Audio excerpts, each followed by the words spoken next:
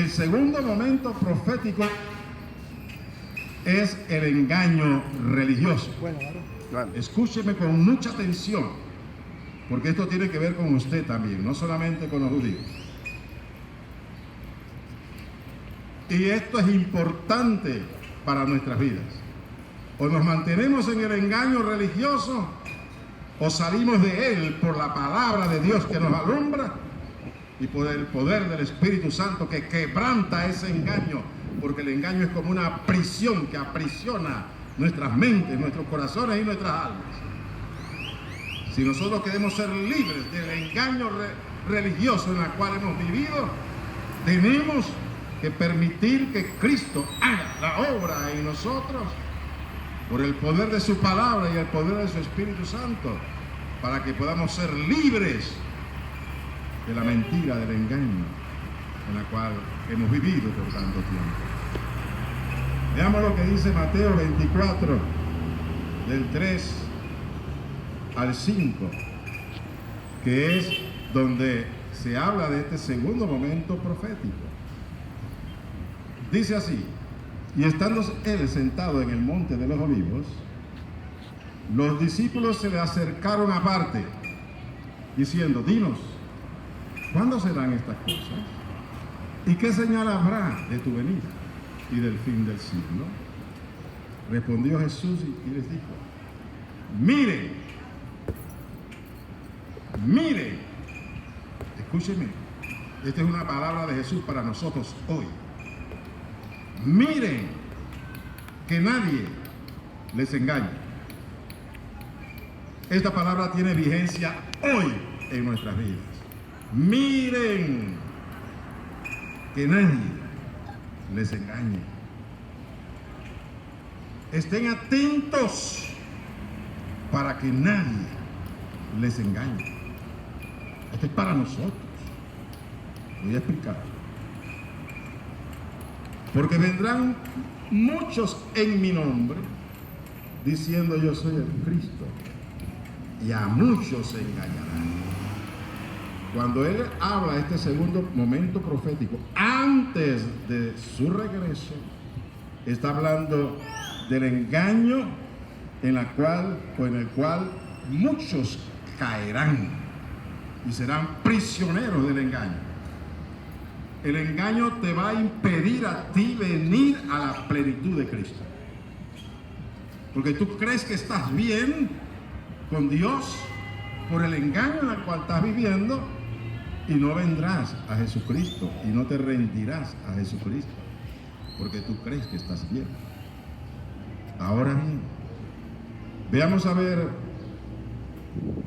en Mateo capítulo 28 el primer momento del engaño del cual Jesús habló. Él ya no estaba en la carne. Ya él había muerto en la cruz.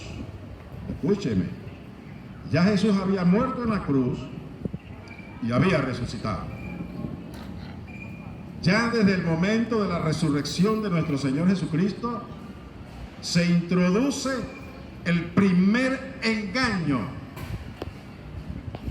para los hijos de Dios, para que no crean en Jesucristo, porque el engaño lo que busca es apartarte de Cristo Jesús, el único que te puede llevar a la casa del Padre, el único que nos puede dar vida y vida en abundancia, el único que nos perdona nuestros pecados por el derramamiento de su sangre. Es el único que puede transformarnos en hijos de Dios a través de la fe en Él. Pues bien, este momento del engaño de la cual Jesús hablaba se inicia ya desde el día de su resurrección. Mire usted cómo Satanás, que es el padre de engaño, está pendiente desde un momento para apartar a la gente de la salvación que es por medio de la fe en Jesucristo. En Mateo capítulo 28 versículo 11 al 15, la Escritura nos habla de ese primer momento, el inicio del momento profético del engaño religioso. Mateo 28, del 11 al 15, dice así: después que Jesús resucitó, esa misma madrugada del domingo, tercer día después de haber muerto, Él resucita. Y las mujeres van al sepulcro a preparar el cuerpo, porque ellas no habían creído que Él iría a resucitar. Y se encuentran que la tumba está vacía. Los religiosos judíos le habían pedido a la guardia romana que le pusieran una piedra y un sello, porque le dijeron: sus discípulos van a venir y van a robar el cuerpo, y van a decir que Él resucitó, así que pongan una guardia. Y los romanos pusieron una guardia. Desde el día viernes que lo mataron, pusieron una guardia, en el caso custodiando la sepultura. Y pusieron una roca enorme, la rodaron para que nadie pudiese entrar. Y encima de eso, guardias, 4 guardias por turno, checando para que nadie fuese a robarse el cuerpo.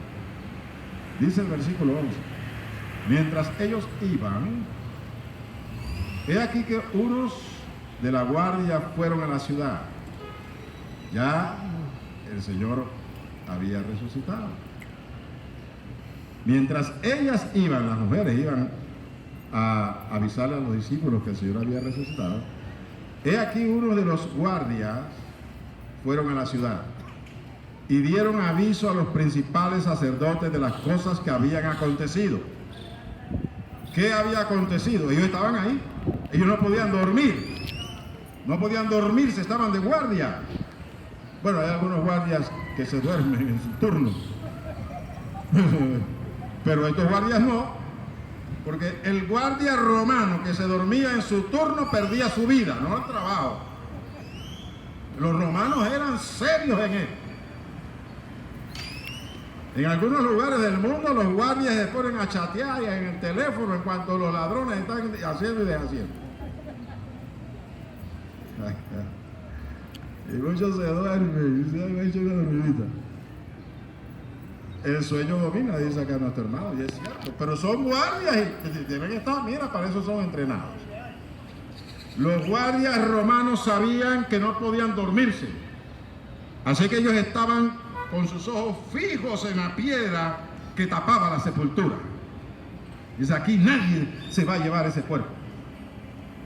Pero ellos tuvieron que ver que esa piedra se removió. Tal vez no vieron el ángel, pero vieron que la piedra se removió, hubo un temblor y una gran luz explotó allá adentro en la tumba en la cual habían puesto el cuerpo de Cristo.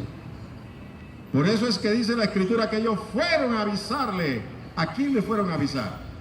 A los dirigentes religiosos judíos que habían solicitado que pusieran una guardia para evitar el engaño. Entonces dice: fueron a la ciudad y dieron aviso a los principales sacerdotes de todas las cosas que habían acontecido. Ellos también fueron testigos de la resurrección de Cristo. No vieron a Cristo, pero vieron los hechos de su resurrección. La piedra fue removida. Yo imagino que ellos se acercaron a ver si todavía estaba el cuerpo ahí, porque esos guardias no eran tontos. Ellos habían sido puestos ahí para custodiar el cuerpo de Cristo. Y si ese cuerpo desaparecía, a ellos lo mataban. Así que tan pronto la piedra fue removida y vieron esa gran luz que resplandeció a lo interno de la tumba, ellos corrieron allá y tuvieron que ver que ahí no estaba Jesús de Nazaret. Oh, no. Así que ellos fueron, dice aquí la Escritura, y dieron aviso a los principales sacerdotes de todas las cosas que habían acontecido. Ahora bien, y reunidos con los ancianos, y habido consejo, dieron mucho dinero a los soldados. ¡Ay! Las coimas, famosas coimas. Mire, desde ese tiempo existían las coimas, así que no tiene por qué sorprendernos. Eso es terrible. Había desaparecido el cuerpo que ellos estaban custodiando. Y ellos van a uno de los ancianos, principales sacerdotes, y le dicen todo lo que había sucedido. Reunieron a los ancianos y se reúnen con los guardias. Y hicieron un consejo ahí. Le dijeron, bueno, vamos a darles mucho dinero a ustedes que han visto estas cosas. Y mire lo que sigue diciendo la Escritura. El viento me incomoda. Le dieron mucho dinero a los soldados. Una coima, una gran coima. Y le dijeron, digan ustedes, mire usted hasta dónde llega la maldad de un líder religioso que no quiere reconocer la autoridad de Jesucristo, que no quiere reconocer el poder de Jesucristo, que no quiere reconocer el poder de la palabra de Dios. Esto le sucedió a estos ancianos y líderes religiosos judíos. Le dieron mucho dinero a los soldados y le dicen, digan ustedes, sus discípulos vinieron de noche y hurtaron el cuerpo, estando nosotros dormidos. ¿Qué estaban haciendo estos sacerdotes y principales y ancianos de Israel? Estaban comprando conciencia de los soldados. Y le estaban pagando para que mintieran, para que engañaran, que armaran una historia engañosa acerca de la resurrección de nuestro Señor Jesucristo. Pero se olvidaban estos ancianos que le estaban pagando a los soldados, que si los soldados reconocían que ellos se habían dormido, iban a perder la cabeza. Bendito Dios. Escúcheme.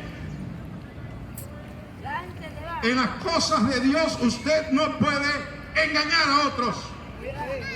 Porque si usted se mete a engañar a otros con respecto a la salvación que es en Cristo Jesús, usted va a perder su cabeza. Usted pone en juego su cabeza delante de Dios. Esto es lo que estos sacerdotes y ancianos estaban queriendo hacer con estos guardias romanos. Poner en riesgo sus cabezas, mintiendo acerca de la resurrección de nuestro Señor Jesucristo. Y si esto lo oyere el gobernador, mire hasta dónde llegaba la maquinación de estos líderes religiosos. Y si esto llega a escucharse al oído del gobernador, nosotros, dijeron los dirigentes religiosos judíos, nosotros lo vamos a persuadir y los pondremos a salvo. Dijeron, no se preocupen, no van a perder la cabeza. Nosotros, los líderes religiosos, vamos a hablar con el gobernador y le vamos a persuadir para que ustedes no pierdan la cabeza. Y los pondremos a salvo.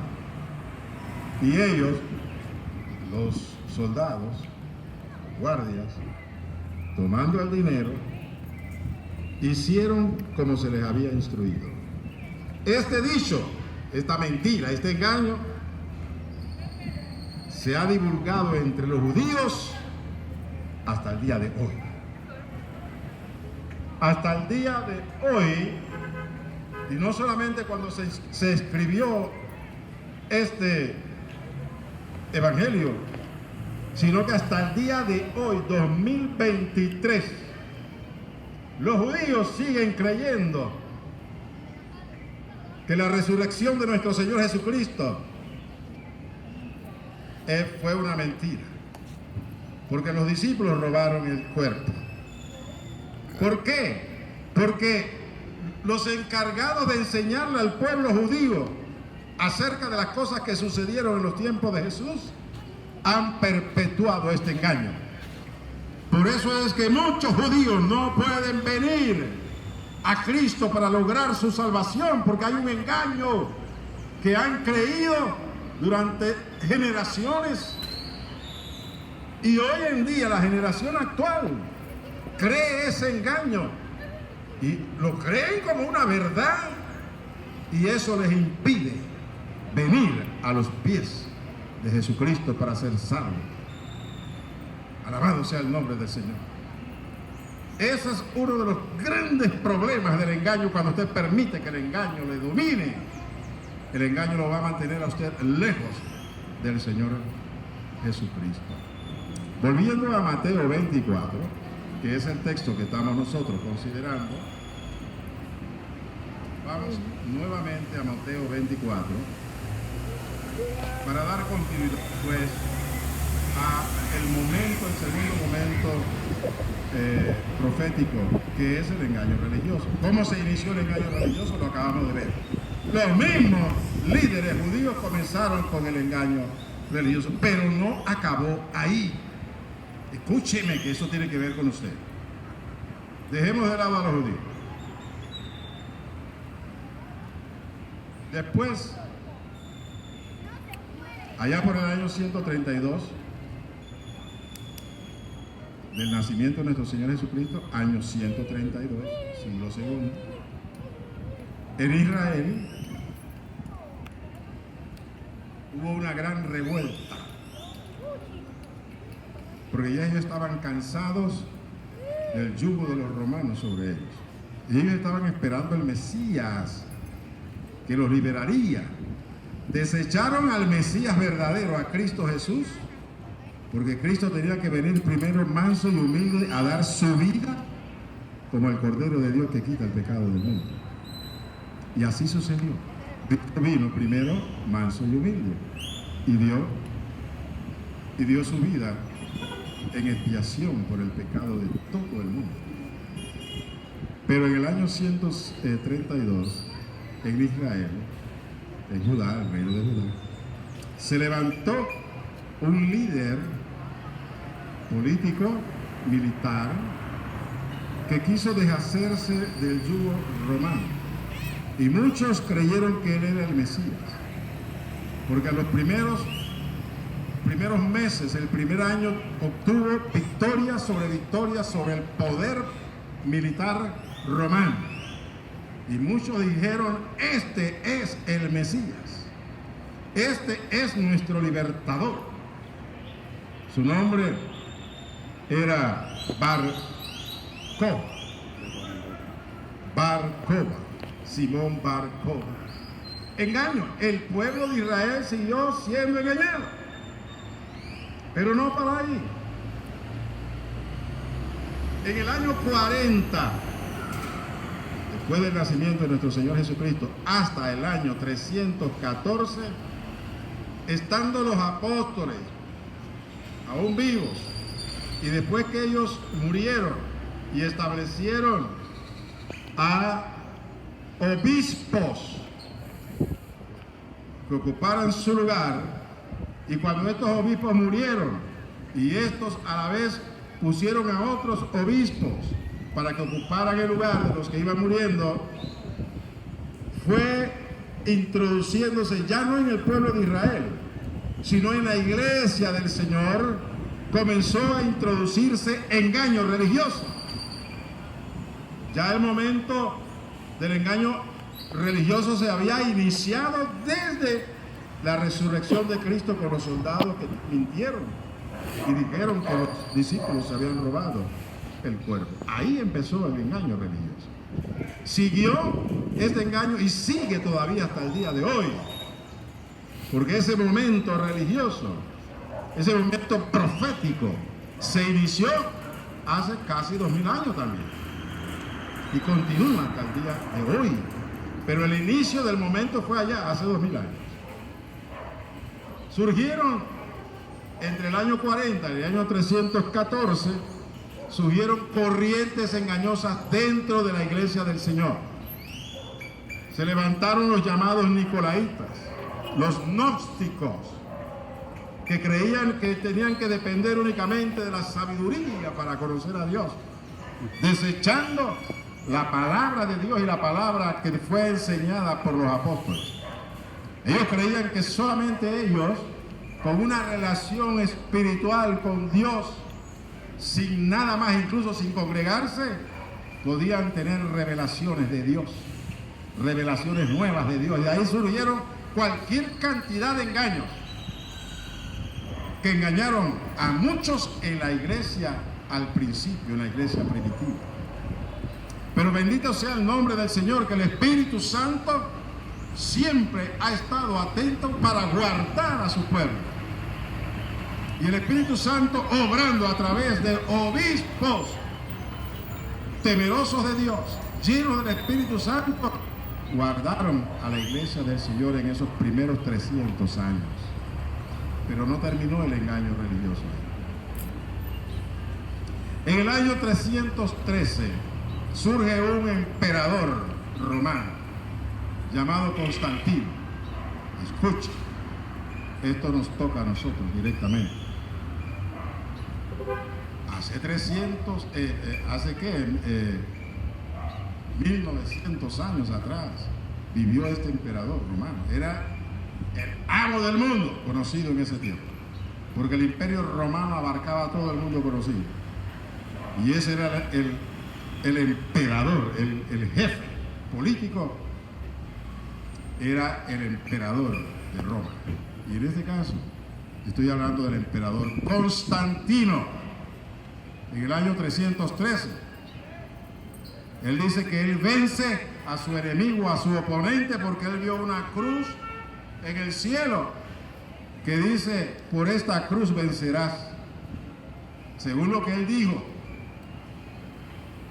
Y a partir de ese momento, supuestamente él se hizo cristiano, pero jamás se bautizó, porque una de las señales de aquellos que reciben a Jesucristo es entrar a las aguas del bautismo.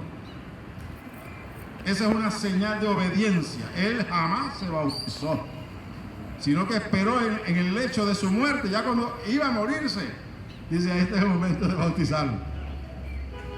Y fue ahí donde él se bautizó. Pero este emperador, escuche, lo que él hizo fue, hasta ese momento la iglesia estaba siendo perseguida, la iglesia de Cristo estaba siendo perseguida, estaba bajo el fuego de la persecución, y la iglesia no se podía reunir libremente. Pero tan pronto este emperador se afirma en el poder político, él suspende la persecución de la iglesia. Y unos años más tarde, en el año 380, la iglesia cristiana es declarada la iglesia oficial del Imperio Romano. Hasta ahí llegó la persecución de la iglesia. Y a la iglesia se le dio cualquier cantidad de templos, dinero para que construyese templos, y ahí empezó a introducirse el engaño dentro de la iglesia de nuestro Señor Jesucristo. Escúcheme con mucha atención. La iglesia del Señor Jesucristo no tiene nada que ver con el poder político. Los políticos por un lado, los gobernantes por otro lado, hagan lo que quieran. Incluso leyes en contra de la iglesia del Señor Jesucristo. Pero nosotros no somos llamados a parearnos con los políticos. Pero en ese tiempo, los líderes religiosos de la iglesia cristiana, por temor a la muerte, aceptaron que el emperador Constantino se introdujera en la iglesia, y a partir de ese momento los obispos fueron nombrados por el emperador. Ya no eran nombrados por el Espíritu Santo, sino por el emperador romano. De esa manera se introduce el engaño dentro de la iglesia del Señor Jesucristo. Y uno de los engaños, quiero hacer referencia a ello, está en Mateo 16, capítulo 16, versículo 13 al 20. Mateo 16, del 13 al 20. Présteme mucha atención, porque muchos de los que están aquí y los que están viendo estos videos están en medio de este engaño.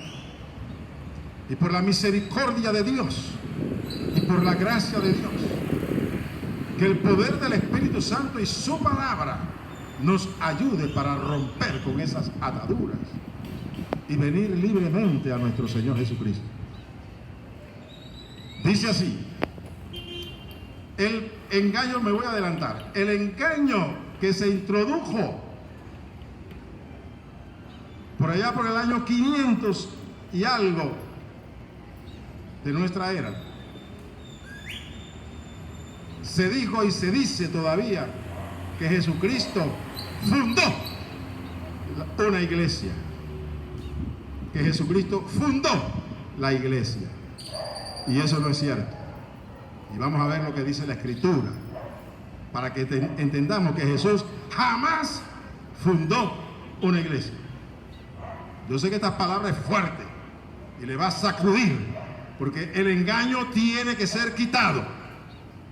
Jesús no fundó ninguna iglesia, porque si la iglesia hubiese sido fundada por Jesucristo, bueno, ya se fundó y simplemente esa iglesia hay que mantenerla porque Él la fundó, y ese es el engaño.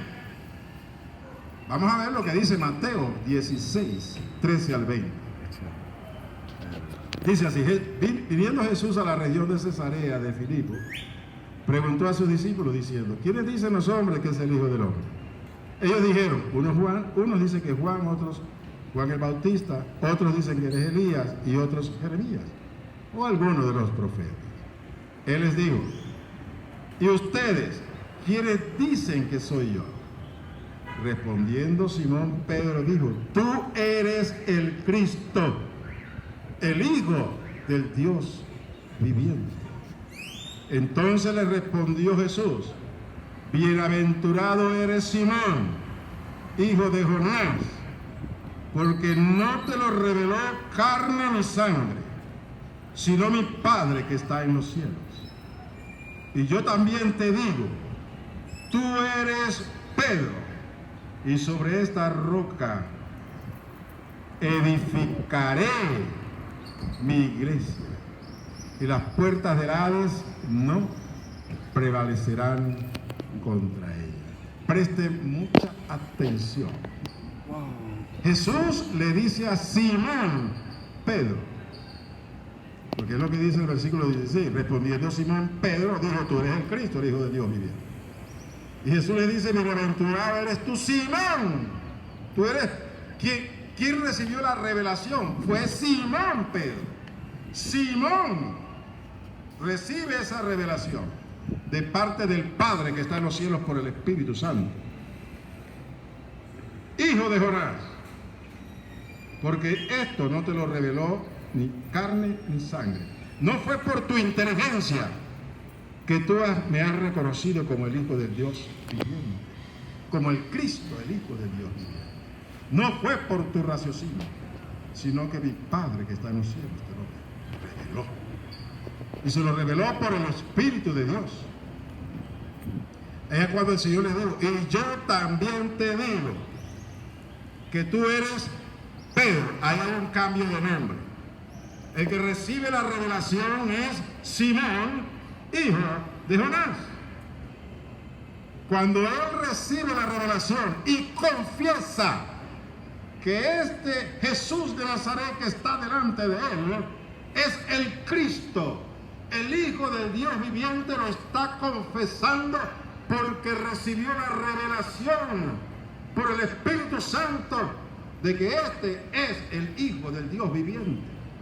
Por esa revelación dada por el Padre es que Jesús le dice: ya tú no serás llamado Simón, hijo de Jonás, sino que tú te llamarás Pedro, que significa piedra. Escuche con mucha atención porque de aquí viene el engaño.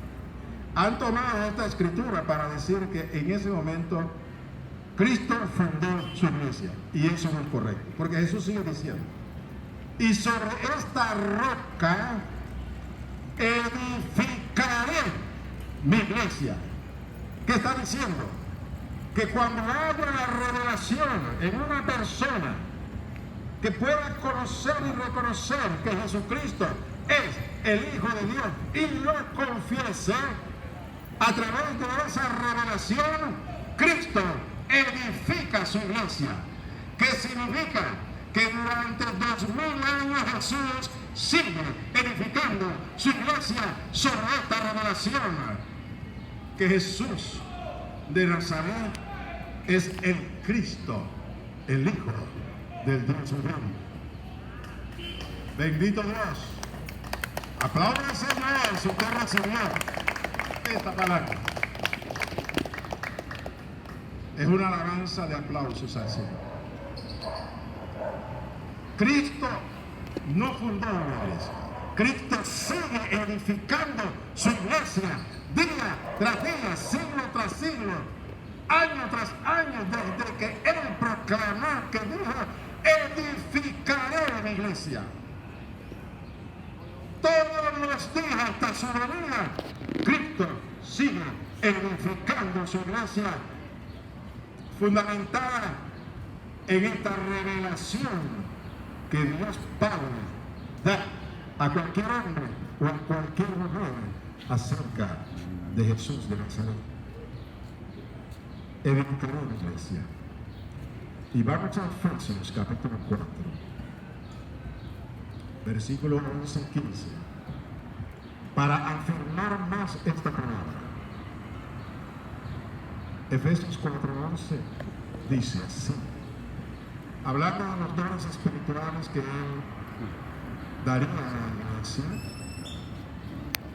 y eso tiene continuado hasta el día de hoy. Dice que Él mismo constituyó a unos apóstoles, a otros profetas, a otros evangelistas, a otros pastores y maestros. Escuchen, a fin de perfeccionar a los santos para la obra del ministerio, para la edificación del cuerpo de Cristo. Jesús estableció apóstoles, profetas, evangelistas, pastores y maestros. Estableció estos 5 ministerios, promotores. ¿Para qué? Para edificar a la iglesia. La iglesia de Jesucristo se edifica año tras año, siglo tras siglo, a través de los dones ministeriales que el Señor Jesucristo provee para la iglesia. Porque la iglesia es edificada por el poder del Espíritu Santo que nos ha dado y por la palabra de Dios. Por eso que enfatizo, Jesús no fundaron una iglesia. Porque si la iglesia fundada fue una sola vez al inicio, sino que continuamente está edificando su iglesia, que son dos cosas totalmente diferentes. Está construyendo todos los años, todos los días. Cristo sigue construyendo su iglesia en todo el mundo. Para eso estableció pastores, maestros, evangelistas, profetas y los apóstoles y misiones. Para terminar, vayamos a 1 Pedro, capítulo 2, versículo 1 a 5. El mismo apóstol Pedro nos dice lo siguiente. 1 Pedro, capítulo 2, versículo 1 a 5. Desechando pues, escuche, esta palabra es para nosotros. Dice, desechando toda malicia, desechando todo engaño. Si usted no desecha el engaño, Si